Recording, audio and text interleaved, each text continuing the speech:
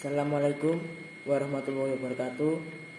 Saya teman Bagus Hidayatullah, mahasiswa ITB Ahmad Dahlan Lamongan, prodi akuntansi. Saya di sini akan sedikit menjelaskan mengenai manajemen keuangan perusahaan multinasional. Yang pertama, pengertian perusahaan multinasional.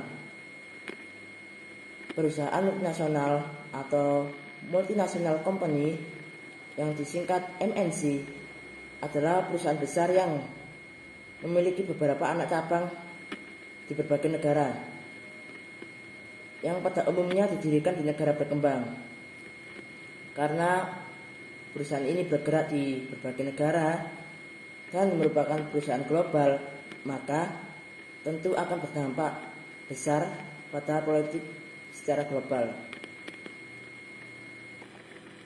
Selanjutnya, manajemen keuangan perusahaan multinasional.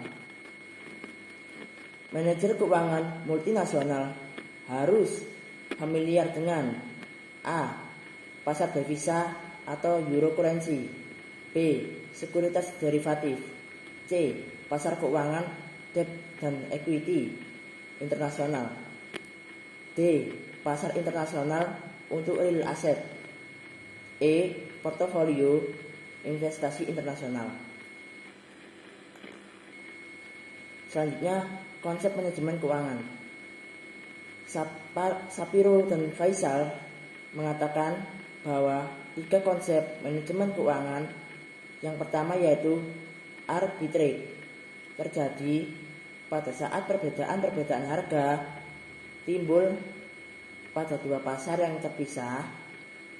Sekuritas atau komoditi dibeli dari suatu pasar dengan harga tertentu dan dijual dengan segera pada pasar yang lain dengan harga yang lebih tinggi untuk memperoleh profit dari perbedaan selisih harga tertentu. Ada 3 bentuk dasar peluang arbitrage. Yang pertama, A.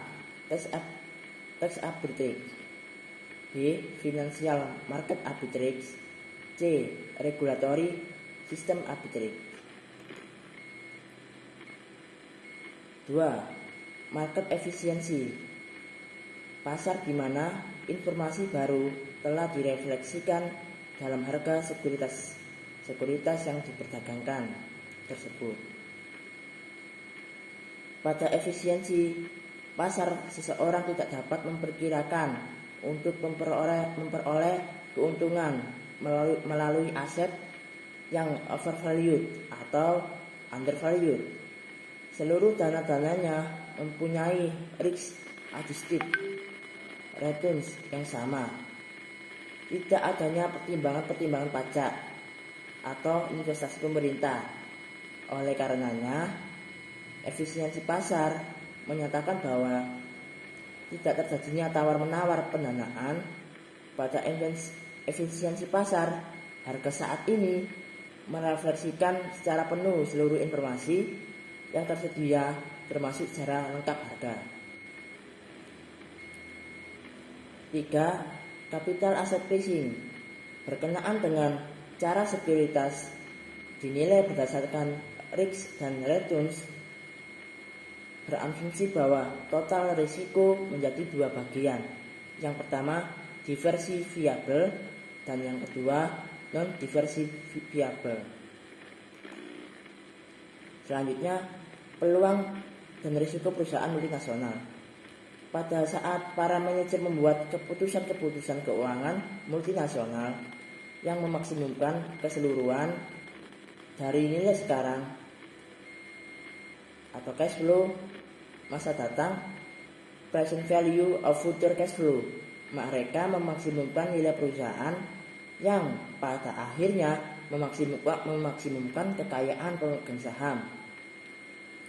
Keputusan investasi multinasional mencakup returns yang lebih tinggi dari investasi exciting dan peluang-peluang investasi baru. Sedangkan keputusan pembiayaan multinasional mencakup penurunan biaya modal melalui akses pasar pasar modal internasional. Asumsi pasar finansial sempurna menyatakan bahwa pasar-pasar tersebut sebagai frictionless market, pasar tanpa friksi, yaitu tidak ada investasi pemerintah atau tidak ada pajak-pajak dan tidak ada transaksi-transaksi. Rasional investor, para investor bersifat rasional, akses yang sama terhadap countless information, akses yang sama terhadap harga-harga pasar. Tujuan sebuah perusahaan multinasional secara umum adalah bentuk memaksimumkan kekayaan pemegang saham yang ditranslasikan ke dalam maksimalisasi harga per lembar saham perusahaan. Penentuan tujuan adalah penting karena sebuah keputusan harus memberikan kontribusi bagi pencapaian tujuan tersebut. Konflik-konflik yang menghalangi pencapaian tujuan MNC. Yang pertama, agency problem, yaitu konflik kepentingan antara pemegang saham perusahaan dengan manajer-manajernya. 2. Agency cost, biaya dari konflik tersebut yaitu agency cost. Demi memastikan agar manajer-manajer memaksimumkan kekayaan pemegang saham biasanya lebih besar bagi perusahaan-perusahaan multinasional daripada bagi perusahaan domestik. Selanjutnya, kendala-kendala yang dihadapi MNC. A. Kendala lingkungan, B. Kendala regulatori, C. Kendala etika. Selanjutnya, teori-teori bisnis internasional. Yang pertama, teori keunggulan komparatif klasik, teori yang menyatakan bahwa masing-masing negara memiliki keunggulan untuk berspesialisasi dalam produk-produk yang bisa diproduksi dengan biaya yang relatif efisien. 2. Teori pasar tidak sempurna, teori yang menyatakan bahwa karena adanya biaya dari transfer tenaga kerja dan sumber daya lain bagi tujuan produksi, perusahaan mungkin berupaya menggunakan faktor-faktor produksi luar negeri jika faktor-faktor ini lebih murah dari faktor-faktor lokal. 3. Teori siklus produk, teori yang menyatakan bahwa sebuah perusahaan awalnya berusaha memantapkan dirinya dalam pasar lokal dan kemudian berekspansi ke dalam pasar luar negeri sebagai reaksi terhadap permintaan asing atas produk-produknya. Selanjutnya, peningkatan globalisasi. Faktor pendorong globalisasi adalah penurunan tarif dan hambatan lain yang dikenakan oleh pemerintah negara tamu, meningkatkan standarisasi produksi produk dan jasa di berbagai negara. Swastanisasi adalah pengubahan kepemilikan bisnis dari bisnis-bisnis yang tadinya dimiliki pemerintah kepada para pemegang saham swasta dan individu-individu. Metode bisnis internasional. Yang pertama, perdagangan internasional. Kedua, perjanjian lisensi. 3. Perjanjian warlaba. 4. Usaha patungan. 5. Akuisisi perusahaan asing. 6. Pembentukan anak perusahaan baru di luar negeri.